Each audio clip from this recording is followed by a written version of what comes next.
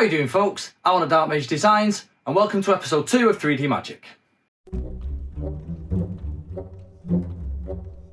Today I'm going to be putting some upgrades on the printer. So I've got a few bits. I've got a new filament tube, PTFE tube, and a cutter. I'm going to change my nozzle because I think this one might be clogged. I've got a new cooling fan because I may have accidentally stuck a spatula in my other one and broke some teeth off it, so I'm going to replace that. I've also got some printed parts. This is some bed strain relief for the wires on the heated bed, and this is a support for the hot end wires. So I'm going to put all those in place. I also have this, which is a printed mount for a camera, so that I can mount a camera on the frame to time-lapse prints, and yeah, let's do that. Okay, so the first thing I'm going to do is strip down this hot end a little bit. So let's figure that out. I'm going to try and do this using only tools that come with the printer. So what do we need?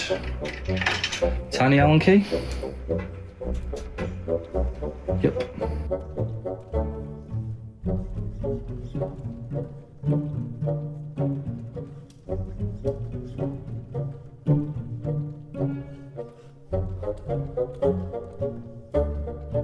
This is within this loom here. Let's compare the old fan with the new fan and just make sure before we go any further.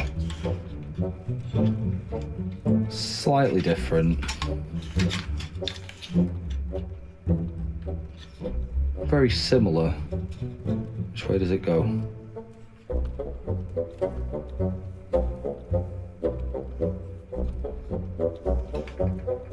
This way. So this one does look slightly smaller. I don't know if that's going to cause me a problem. I don't know if you can see, let me see if you can see it.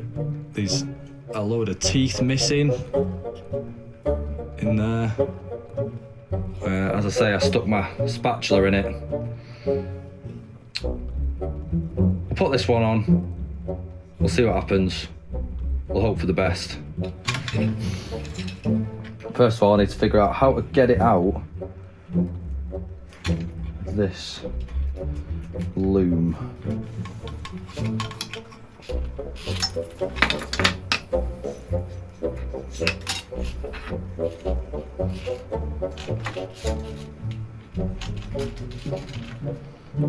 So I don't want to render this fan completely unusable in case I want to go back to it. I'm gonna have to just start snipping cable ties and hope for the best.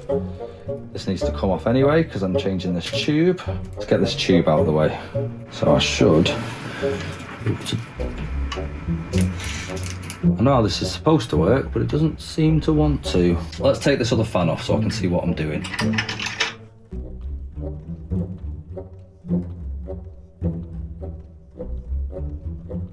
I'm just going to put my BL Touch up there.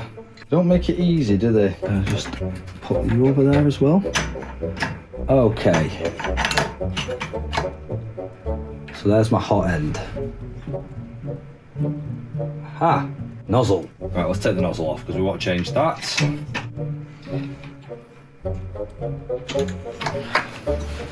Can't figure out which way I need to turn it.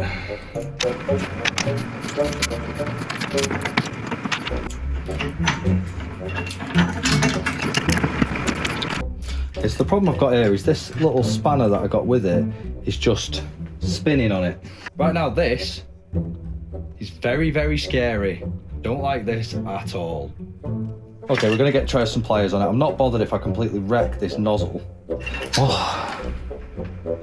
Is there something else I should be doing here? I'm just gonna go Google this real quick. Okay, I've got a socket set. Oh. Whoa. That was tight. Still can't unscrew it by hand. Oh my god. Right, let's put a new nozzle on.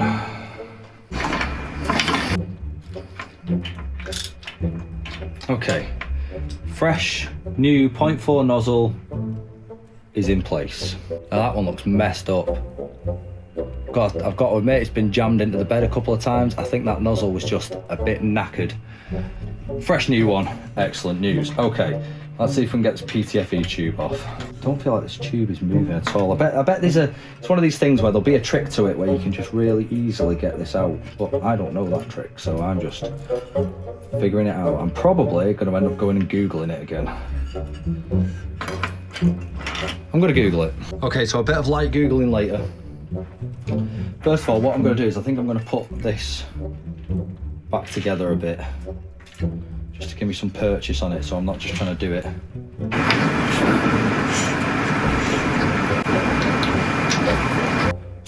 Okay, I'm going to try and take this end out. Okay, that's good. Let's try and take this end out. Hey, okay. Just needed a little bit more brute force. We're going to put this to one side because we're going to use this for something else later, so I'll just put that over here. Right. Now I could really do with rebuilding all of this. Now where was...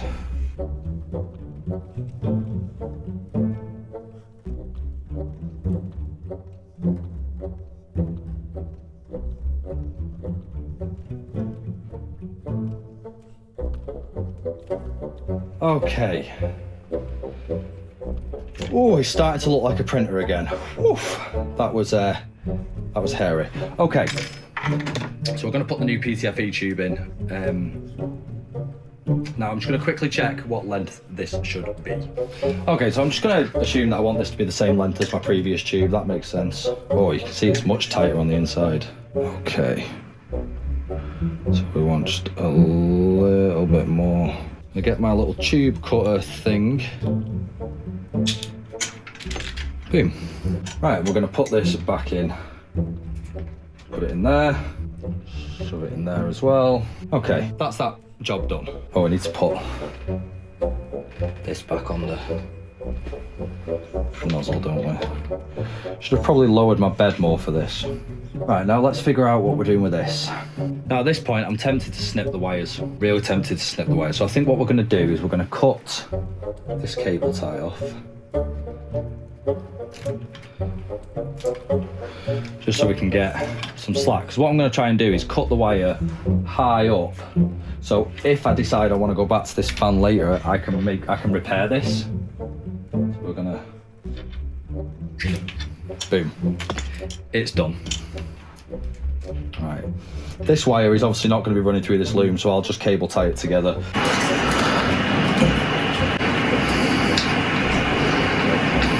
Okay, so let's plug this in on the other end, and then we'll figure out how we're going to run the cable. I've just realised that the connectors on the end of these cables are completely different. Okay, not insurmountable, we can fix this. Do you ever start a job and just think, I wish I'd never started this job, like this was just a terrible idea? Yeah, that's where I am right now. Right, so I've come to the conclusion that what I'm going to have to do is solder the new wire in onto the old wire. So let's find that old wire. Where's that gone? It's in here somewhere. Oh my god, this is why you properly check before you start doing this stuff. There it is.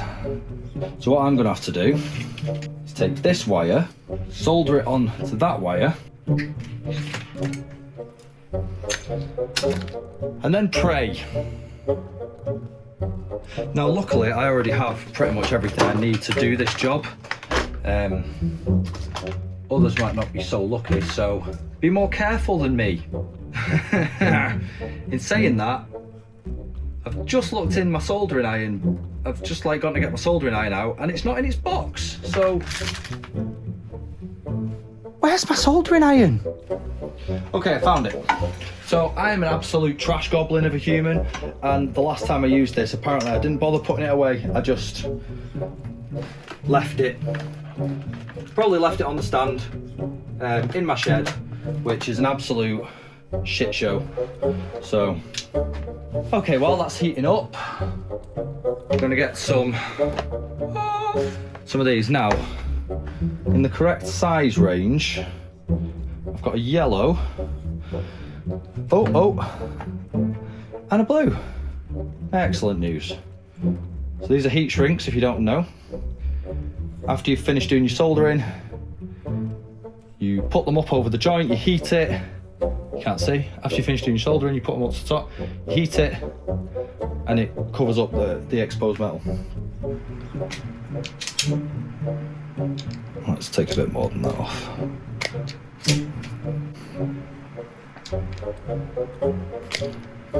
Right, look at this. Awesome work.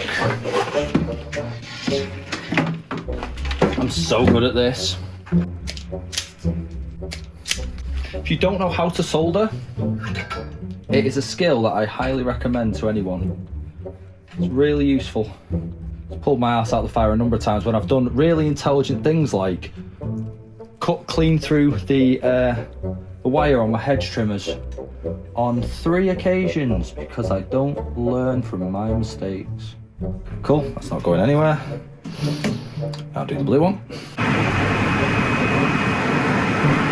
Soldered. Now we'll do the heat shrink. So the heat shrink has 2 functions. 1, it protects the metal so the metal isn't exposed. And 2, it adds support to your solder. Like it takes some of the stress off it. Because it grips onto the wire on either side of your solder joint. Who knew that this would become an impromptu soldering lesson from someone who is admittedly not all that great at soldering, but is good enough. Wired a couple of studios in my time, I know what I'm doing. Just not great at it. Right. Now, before I put all this back together, I should test it, but I'm not going to, because that would be intelligent. Okay, so all the wire housing is back on, for better or worse.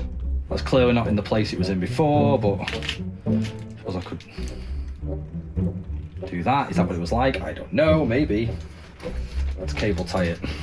Honestly, when I turn this on, if everything works, it will be a minor miracle, and if this thing prints, then, you know,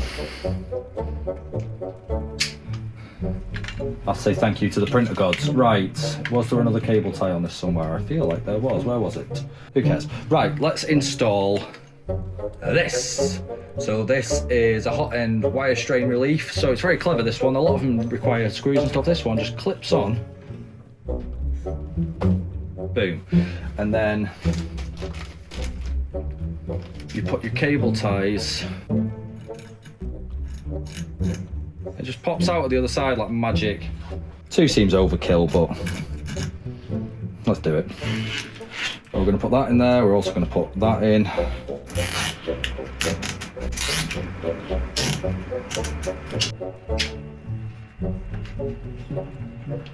Why, yes, this would be easier if I went round the back and could see what I was doing.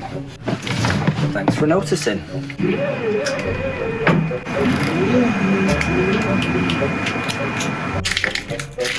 Oof. But I mean, when am I ever going to be printing over in that corner? Okay, definitely going to have to level the bed again after all this. Right, now I'm going to put the bed wire relief on. So at the back of the bed over here is the wire loom for all the bed cables, and that, you know, going up and down, it's going to pull those wires. So we've got this. We've got some M3 nuts and bolts. This fits quite nicely. It fits really nicely on the bed. I'll take you down there and show you. Welcome to the floor. Okay, so this goes like that, and you pop it up here. The wires sit in it. It's perfect. But first of all, I printed the version with cable ties. So push the cable tie into the hole.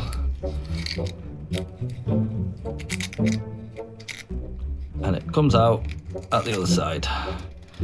So you can cable tie your wires on. Again, 2 seems like overkill, but I'm going to do both. Okay, let's get this installed.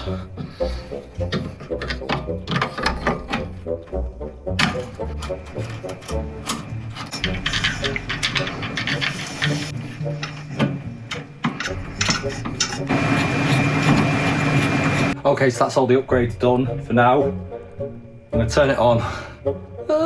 See if it works.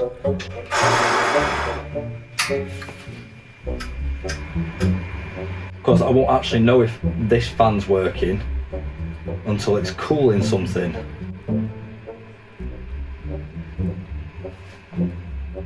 Hey, it's working. I can feel the air.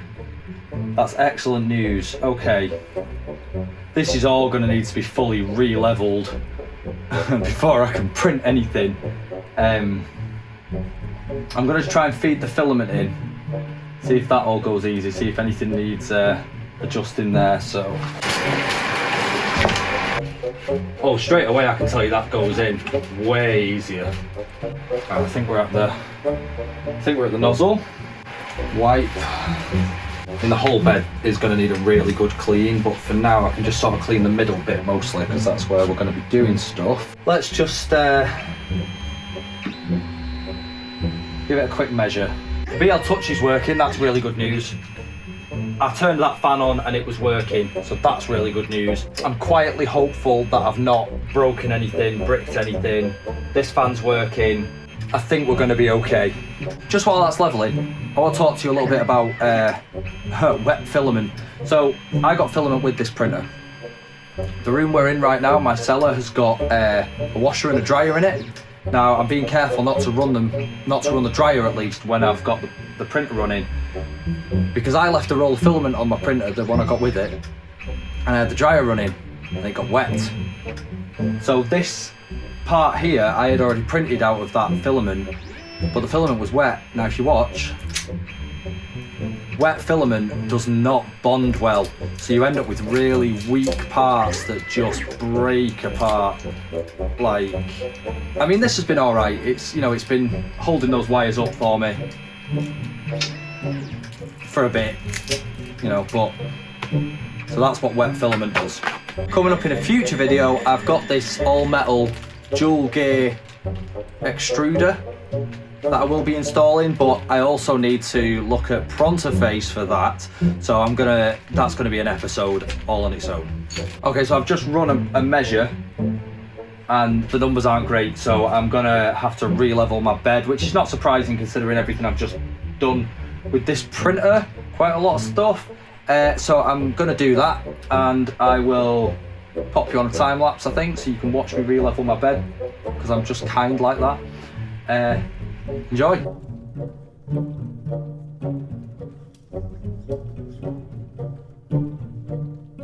So I got that far into my bed leveling routine and realised I hadn't heated the bed.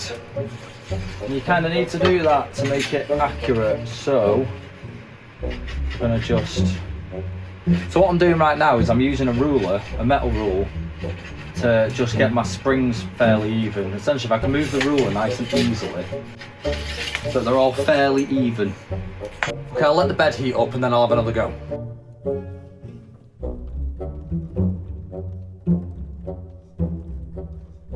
Okay, that's all measured. I'm going to try printing something really simple. I've got these, I really like these little dragon clips for your filament.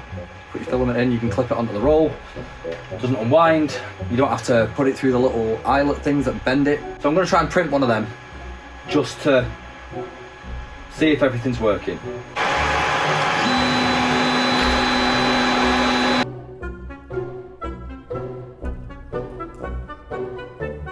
I'll tell you right away something is not right. We'll just try again and we'll see if it needs a bit of adjustment on the fly. I don't know if it's just because the filament wasn't extruding, because it wasn't through enough, I'm not sure. Okay, not looking much better. I'll bring you back once it's finished print. Okay, that's all finished. It's come out really nicely. Let's just get it off the bed.